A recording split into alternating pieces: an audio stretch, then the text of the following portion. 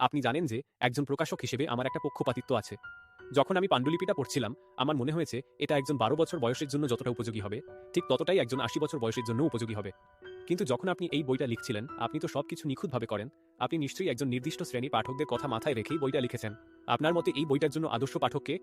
যে কোনো ব্যক্তি যিনি নিজের অবস্থা সম্পর্কে আন্তরিক।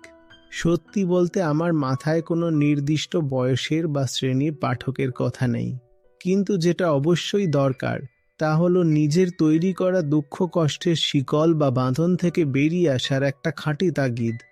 যেখানেই এই তাগিদটা থাকবে সেখানেই এই বইটা উপযোগী হবে।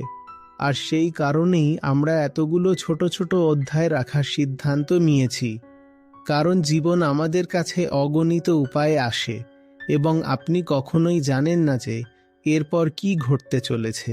সব কিছুই অপ্রত্যাশিত।